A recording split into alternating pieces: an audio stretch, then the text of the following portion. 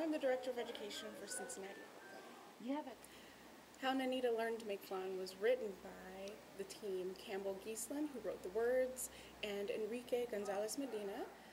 Campbell Geeslin grew up in the Southwest and was inspired by Mexican culture. He spent a lot of time in Mexico as a kid, and he wrote the story out of his own imagination. So it's not an actual folk tale, but it is based in folk elements that are very strong in the Mexican community. Enrique grew up in Mexico, and I believe the Director of Education at the time, back in 2002 or so, discovered both of those people and put them together. And one lived in New York, and the other lived in California, and they wrote the whole opera based via fax, email. They never met until the day the opera opened. So it's really amazing how it actually came together. But that's how the opera was actually written and composed, and Enrique used folk music from Mexico to inform the classical music that creates the entire opera. This is the third year that we've performed it. It was commissioned in 2004, and we performed it in 2004, then 2005. We let it rest for a bit, and now we're bringing it back. The success. How successful was Nanita? Nanita was wildly successful. We were able to partner with several organizations in town, especially Hispanic community centers, restaurants, and the like, to get the word out, to have community support. And they really came out to support this show and to support sharing this story with the community.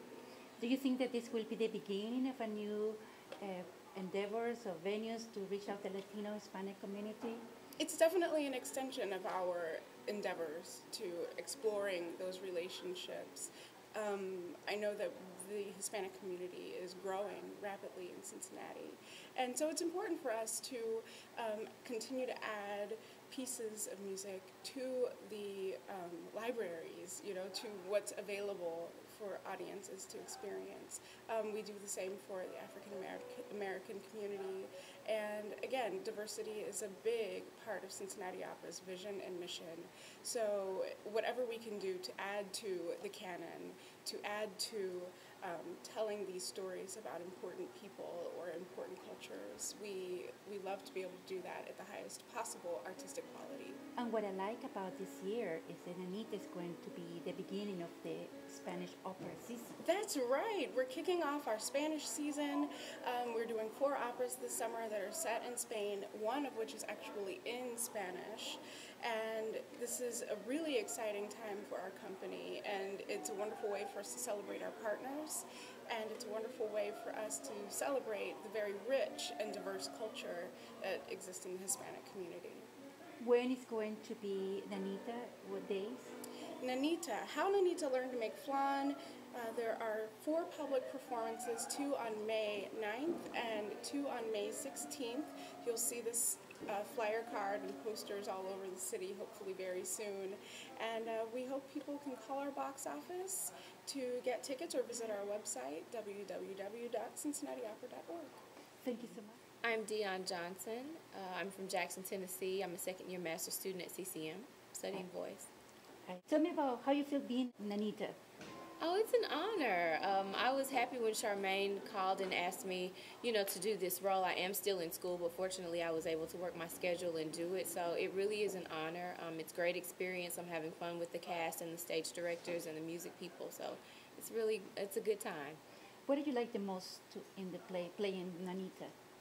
I like the fact that she's a little girl. I like playing the innocent, fun-loving spirit. I really enjoy that in her, and I also like the magic shoes. I think that's a fun kind of thing for the kids, and it's fun for me too. During the opera, do you sing in Spanish and in English? Yes, ma'am. Do you have to learn some Spanish, or do you knew already? No, it's not that much Spanish. I already knew. It's mostly numbers. There are a few words like comida and siesta, so it was not difficult Spanish, but there is some. And then, did you learn to make flan? Do you know how to make flan now?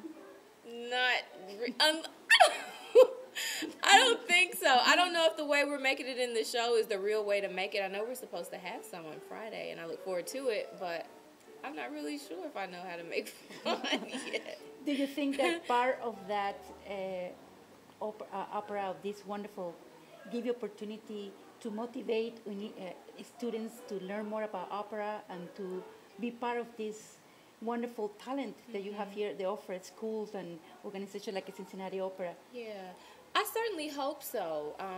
I love opera, I love music, and I think it's important for children, especially those that have artistic gifts, to see us coming forth in this way, because that can spark, you know, some of their interest, and hopefully they will want to become more involved and acquainted with this kind of music. So, yeah. What motivates you to be a singer?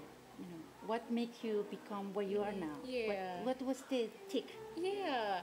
Singing has always come naturally to me, and I believe if you have natural gifts and abilities from God, that they should be nurtured, and if it comes easy for you, that's usually a good indication that that's the field or the area that you should focus and concentrate on. So it came naturally to me, and I nurtured the gift, and here I am. So what is next for you? Next for me, I'll be going to the University of Kentucky in Lexington, working on a doctorate. And I have a recital coming up in July, and that's pretty much it. Well, Nanita, I'm glad that you made your own shoes, but also you can keep dreaming, because that's part of the story. Thank you so much, Nanita. Yes, ma'am. Good luck, and I will see you, and I hope we can eat flan together. Okay. Thank you. Thank you so much. Bye bye. Bye. What's your name? Sarah Klopfenstein. Sarah. It's interesting. I actually get to play 3 different characters. My role in the beginning, her name is Señorita La Bamba, and she's a dance instructor. So she comes in a whirl of skirts and dances everywhere and shows Nanita her dance steps, and she comes to pick up her dance shoes from the shoemaker. Then I have another scene where I get to be the moon. I have a big headdress, a big silver headdress, and a big silver cape that I wear, and I come in the night.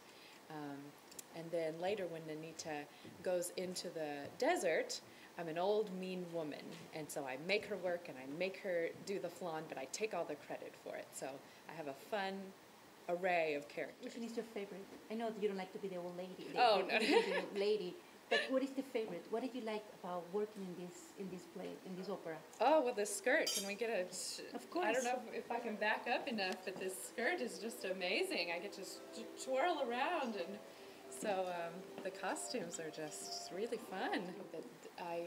I hope that the children will get to see what other cultures are out there besides their own, and we have some Spanish in it. We do a little counting, and every now and then we'll put in a word or two in Spanish, and it really can be helpful to them to see diversity. Opera, to me, is it's almost like a universal art. You don't have to be any one certain culture or speak any one certain language to participate and enjoy opera. It draws from history back to 1600s all the way to today, like Nanita is written just in the 21st century. And just to be able to take music from the past and put it into the present, it really just draws everything together so that anyone can enjoy it.